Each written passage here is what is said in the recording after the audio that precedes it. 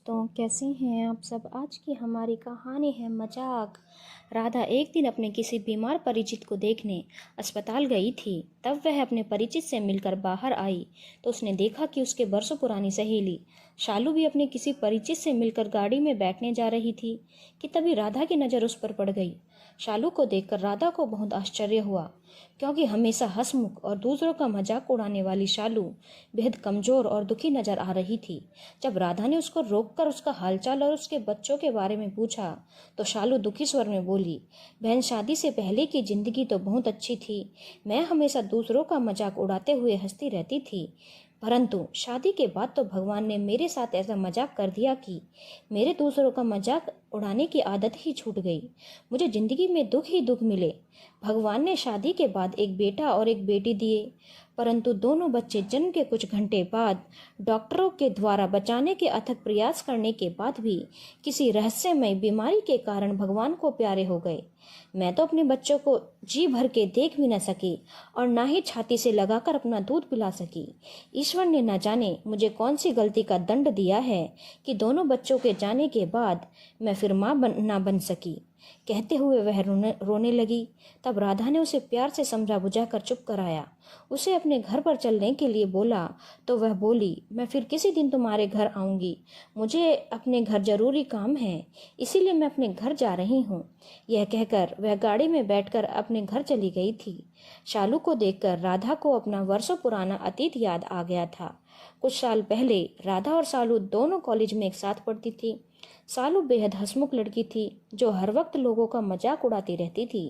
कभी किसी आदमी के रंग रूप को लेकर मजाक उड़ाती तो कभी किसी की कद काठी को देखकर उसका मजाक उड़ाती थी।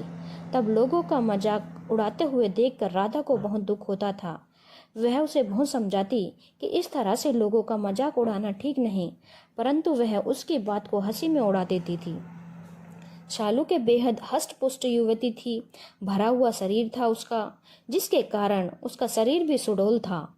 इसके विपरीत राधा बेहद कमजोर थी, जिसके कारण उसका शरीर सुडौल नहीं था। तब शालू राधा का मजाक उड़ाने लगी थी। एक दिन शालू राधा से उसका मजाक उड़ाते हुए बोली, तू तो बिल्कुल हिजड़े की तरह दिखती है, तुझसे कौन शादी करेगा। तब राधा ने उससे दुखी होकर कहा, तू ऐसे मेरा मजाक मत उड़ाया कर। तब वह हंसकर बोली, मजाक उड़ाने की मेरी आदत है, मैं तो ऐसे ही तेरा मजाक उड़ाऊंगी, तू भला मान या बुरा मान। यह सुनकर राधा का मन बेहद दुखी हुआ। उनकी दोस्ती में कोई दरार न आ जाए, यह सोचकर वह खामोश होकर अपमान का कड़वा घूंट पीकर रह गई थी। लेकिन कहते हैं ना, ईश्वर के दरबार में देर है अंधेर नहीं। कुछ समय बाद उनकी कॉलेज की शिक्षा पूरी होने के बाद दोनों की शादी अलग अलग शहर में हो गई थी। शादी के 2 साल बाद राधा ने जब एक बेटी को जन्म दिया तो उसके ससुर ने पोती के जन्म की खुशी में उसके लिए खाने के लिए एक कनस्तर देसी घी मंगा दिया और सुबह शाम पीने के लिए दूध के साथ रोजाना 2 किलो दूध भी लगा दिया। उसकी सास ने उसके खाने के लिए सूखे मेवे के लड्डू भी बना दिए थे, जिसके सेवन से कुछ ही दिनों में वह हष्टपुष्ट हो गई थी और बड़े प्यार से वह अपनी बेटी को पालने लगी थी। बेटी के जन्म के 2 साल बाद उसने एक बेटे को जन्म दिया, जिसकी परवरिश में भी उससे कोई दिक्कत नहीं आई थी।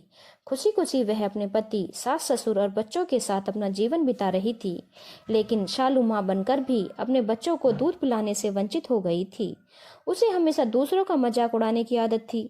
ईश्वर ने उसे ऐसा दर्द दिया कि उसके दूसरों का मजाक उड़ाने की आदत छूट गई थी। इस रचना के माध्यम से मैं बस यही कहना चाहती हूँ कि कभी किसी इंसान की कमजोरी या फिर उसके रंग रूप और खूबसूरती का मजाक नहीं उड़ाना चाहिए, क्योंकि सभी लोग ईश्वर के बनाए हुए हैं। यदि कोई ईश्वर की बनाई हुई कृति का मजाक उड़ाता है तो उसको दंड भी ईश्वर के द्वारा ही देते हैं। इसलिए यदि किसी को दूसरे का मजाक उड़ाने की आदत हो तो उसे त्याग देना चाहिए, नहीं तो उसकी जिंदगी खुद एक दर्द भरा मजाक बनकर रह जाती है। धन्यवाद दोस्तों। अगर आपको कहानी अच्छी लगी हो तो चैनल को लाइक, शेयर और सब्सक्राइब करना ना भूलें।